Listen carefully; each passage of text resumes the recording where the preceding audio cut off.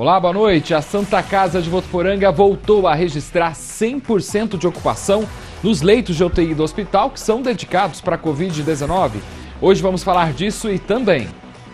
Votuporanga cedia virada São Paulo online nesse sábado pela plataforma Cultura em Casa. A programação conta com shows de artistas locais e também nacionais.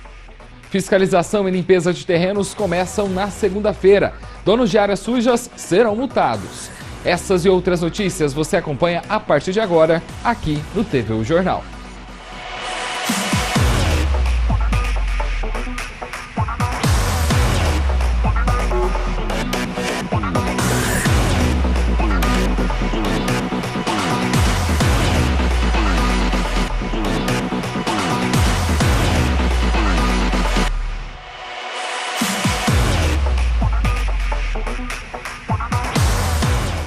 E agora à tarde, por conta da pandemia, o prefeito Jorge Seba assinou um decreto publicado no Diário Oficial Eletrônico do município que suspende o corte de água e propõe prorrogar tributos para o comércio. A suspensão do corte de água para as categorias comercial e comercial mista vale até o dia 30 de março.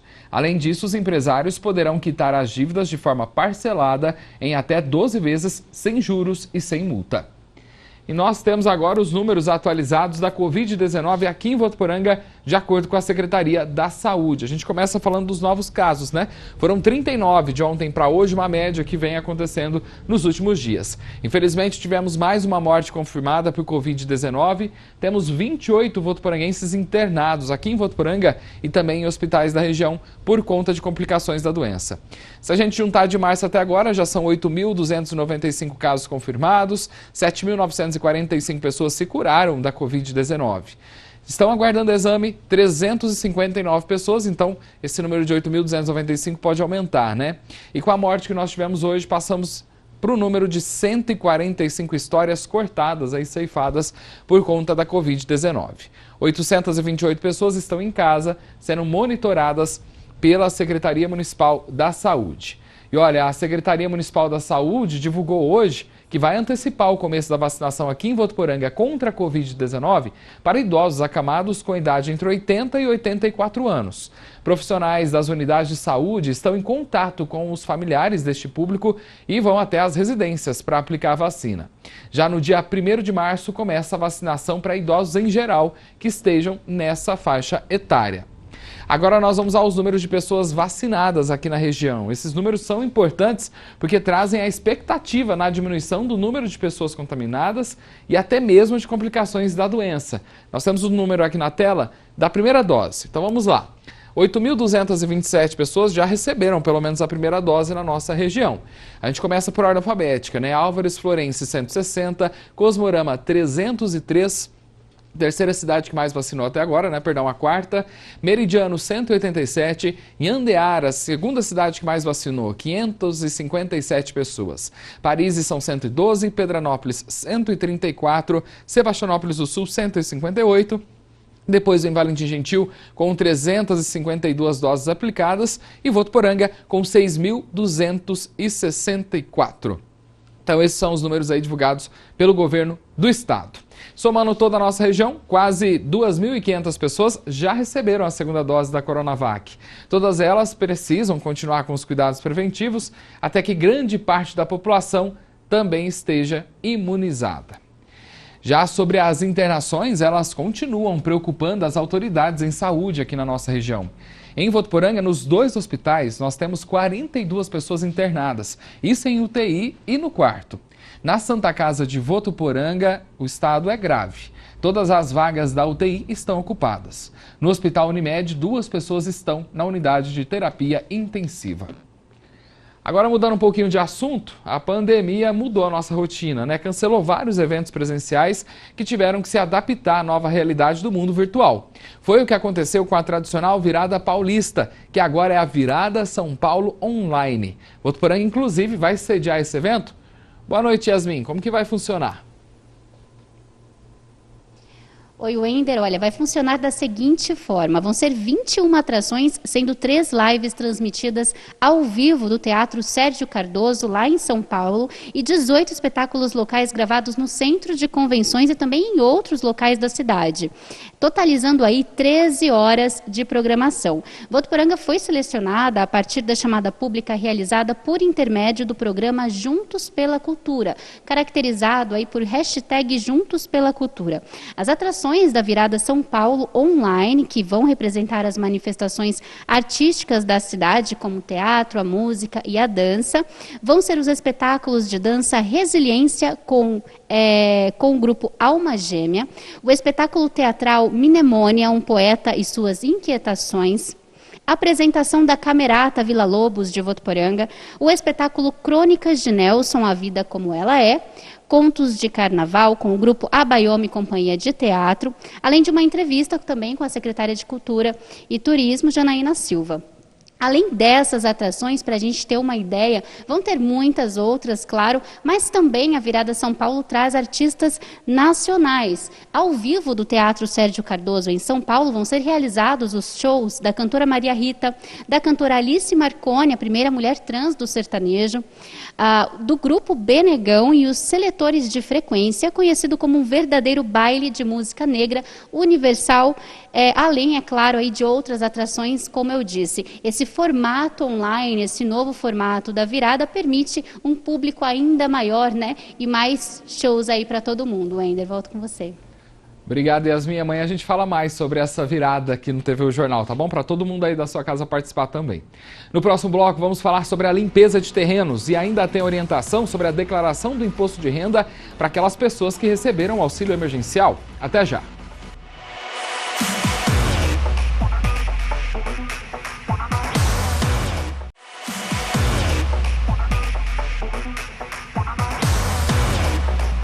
Estamos de volta e começa segunda-feira a fiscalização de terrenos sujos aqui em Votuporanga. A gente está te lembrando porque o assunto é sério, né? Os donos de áreas que estiverem em desacordo com a lei que obriga a limpeza desses locais serão multados. A fiscalização de terrenos é realizada 3 vezes por ano, sendo os meses de março, agosto e novembro. A Secretaria da Fazenda do município alerta a população para que rocem e limpem seus terrenos, principalmente nessa época de chuvas, o que favorece o crescimento rápido do mato. A partir da próxima segunda-feira, 1º de março, as equipes de fiscalização estarão nas ruas percorrendo toda a cidade. Primeiramente o fiscal identifica o terreno que está sujo, aí o próximo fiscal ele fotografa o terreno do antes, né, com o mato alto, a empresa entra, faz a roçagem e posteriormente feita a foto do depois, né, para comprovar que foi feito o serviço. Segundo a Prefeitura, Votuporanga tem 12.700 terrenos e anualmente cerca de 1.100 proprietários são autuados por estarem com seus terrenos sujos e com mato alto.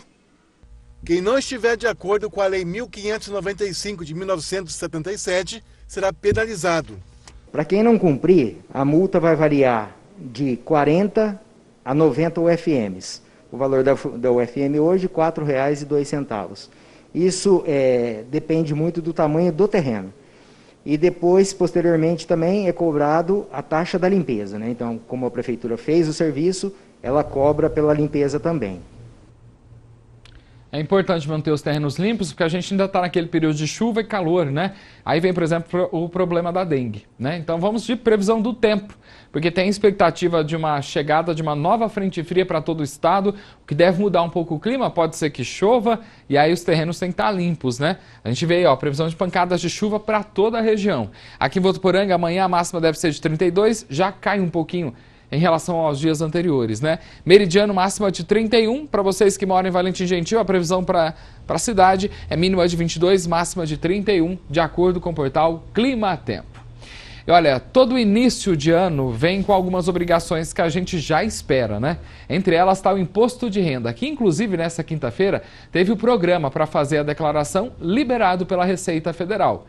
Especialistas orientam para que os contribuintes já se organizem e assim evitem dores de cabeça.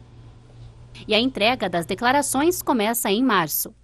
No dia 1º de março, segunda-feira, começa a entrega das declarações do Imposto de Renda 2021, ano base 2020. Precisa declarar quem ganhou mais de R$ 28.559,70. Além, é claro, de outras regras disponíveis lá no site do governo, gov.br/Receita Federal. Após checar e confirmar se precisa declarar, alguns requisitos são necessários para que a declaração seja feita. Os documentos, de forma bem resumida, são principalmente os informes de rendimento, ou seja, as empresas elas remuneram os trabalhadores, certo? Esses documentos são o principal da declaração de imposto de renda. Afinal de contas, você vai declarar a renda obtida no ano de 2020, certo? Além disso, todos os valores constam em banco, perfeito? Assim como todos os documentos de bens e direitos, casa, carro, terreno, moto, tudo isso precisa ser declarado obrigatoriamente, certo? Como também doações feitas ou recebidas e também empréstimos. Detalhes como dependentes, abatimentos em saúde e educação também devem constar, além de manter-se atento aos prazos para não ter problemas. Os gastos com saúde e educação, eles devem ser declarados, perfeito? Eles devem aparecer. E, inclusive, é muito importante que eles apareçam para que eles possam reduzir o valor a pagar de imposto de renda, certo? Então, é muito importante ter todos esses documentos em mãos, planos de saúde, assim como as informações com dependentes, para que isso possa entrar na declaração. Quanto aos investimentos, tem surgido uma nova onda de investimentos em ações, certo? Que todos devem obrigatoriamente ser declarados. Então é importante ter esses documentos em mãos, dos informes das corretoras que fazem esse trabalho de investimento, para que isso possa também entrar na declaração. A ideia, então, é juntar todos os documentos e não deixar para a última hora, hein? E ainda falando de declaração de imposto de renda, tem muita dúvida sobre quem recebeu o auxílio, por exemplo, emergencial, e é obrigado a declarar se deve ou não informar o recebimento para a Receita. Se não informar, o que é que acontece, né? Vai falar com a Yasmin sobre isso? Yasmin, que a Receita orienta, né? E tem que ter atenção. Oi, Wender, olá a todos. Pois é, quem recebeu o auxílio em 2020 precisa ficar atento mesmo, porque se a pessoa recebeu esse auxílio, mas os ganhos dela não ultrapassaram aquele valor mínimo para fazer a declaração, então tudo bem, não é necessário inserir, né, esse auxílio ou fazer essa declaração. Já se o caso for diferente, a pessoa recebeu o auxílio e junto com os ganhos dela, o valor total ultrapassa, né, o mínimo estipulado pela Receita Federal, aí é preciso sim colocar o auxílio no imposto de renda. Ele vai entrar como uma ajuda como rendimentos recebidos de pessoa jurídica. A legislação criou esse socorro financeiro, né? Ela não previu a isenção de impostos sobre ele, então ele é considerado um rendimento tributável. A Receita Federal calcula que 3 milhões de pessoas receberam auxílio emergencial e ganharam em 2020 mais de R$ 28.559,70, que é aquele valor mínimo estipulado pela Receita Federal para fazer o imposto de renda.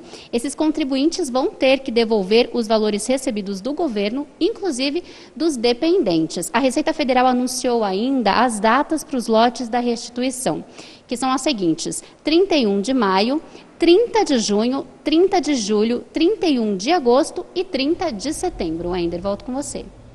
Obrigado, Yasmin. Quem declara primeiro, se tiver direito à restituição, recebe primeiro, de acordo com esse calendário que a Yasmin passou, tá bom?